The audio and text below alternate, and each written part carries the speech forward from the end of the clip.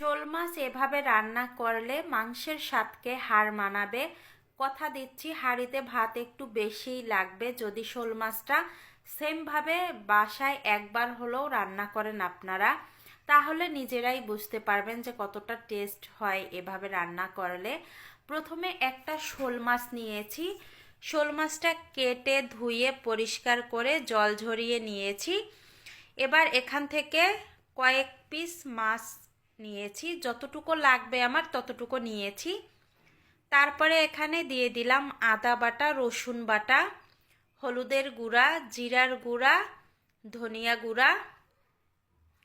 এবার এখানে দিয়ে দিলাম মরিচের গুঁড়া, স্বাদ মতো দিয়ে দিলাম লবণ।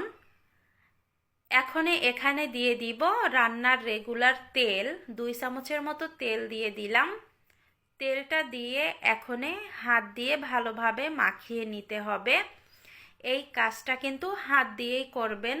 হাত দিয়ে মাখালে প্রত্যেকটা মাছেই কিন্তু মশলাটা খুব সুন্দরভাবে মিশে যাবে।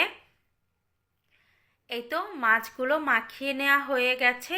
এবার একটা ঢাকনা দিয়ে ঢেকে রেস্টে রেখে দিব 20 মিনিটের মতো, এতে করে মশলাটা মাছের মধ্যে ঢুকে যাবে। 20 মিনিট পরে রান্নাঘরে চলে আসলাম রান্না করার জন্য। কড়াইয়ে দিয়ে দিলাম তেল।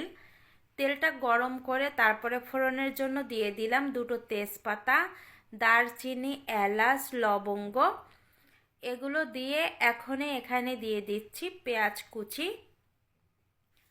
পেঁয়াজগুলো এবার ভাজি করে নিব। 1.5 থেকে 2 মিনিটের মতো ভাজি করলেই হবে। তারপরে এখানে দিয়ে দিব একটা টমেটো কুচি। টমেটোটা দিয়ে ভালোভাবে একটু নেড়ে চেড়ে নিতে হবে।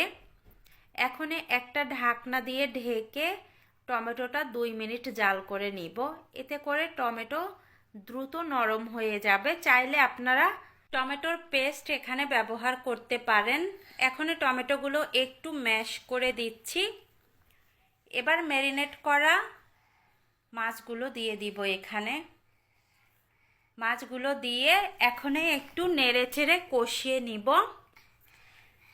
1 থেকে 2 মিনিটের মতো কষিয়ে নিব ঢাকনা ছাড়া। তারপরে সবগুলো মাছ সমান করে দিয়ে ঢাকনা দিয়ে ঢেকে 5 মিনিট কষিয়ে নিব। 5 মিনিট পরে ঢাকনা তুলে নিলাম। এখন মাছগুলো উল্টিয়ে দিব। এই কাজটা একটু সাবধানের সাথে করতে হবে, কারণ মাছগুলো এখন কিন্তু নরম হয়ে গেছে। এপাশ ওপাশ করে ঢাকনা ছাড়া আরও কিছুক্ষণ কষিয়ে নিয়েছি। মোট 10 মিনিটের মতো মাছগুলো কষিয়ে নিয়েছি। তারপরে এখানে দিয়ে দিলাম জল। জলটা দিয়ে এবার ঢাকনা দিয়ে ঢেকে 5 মিনিট জাল করে নিব। 5 মিনিট পরে ঢাকনা তুলে নিয়েছি। এখন একটু নেড়ে চেড়ে দিব। নেড়ে চেড়ে এবার আবারও ঢাকনা দিয়ে ঢেকে আরও 5 মিনিট জাল করে নিব। এখন রান্নাটা শেষের দিকে। এ পর্যায়ে এখানে দিয়ে দিলাম একটু গরম মশলার গুঁড়া। গরম মশলার গুঁড়া দিয়ে মিশিয়ে একটু জাল করে নিয়েছি। রান্নাটা হয়ে গেছে। এবার গ্যাসটা বন্ধ করে দিব।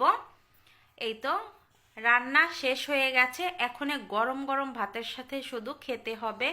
বিশ্বাস করেন, আপনারা না তৈরি করলে এর স্বাদ বুঝবেন না।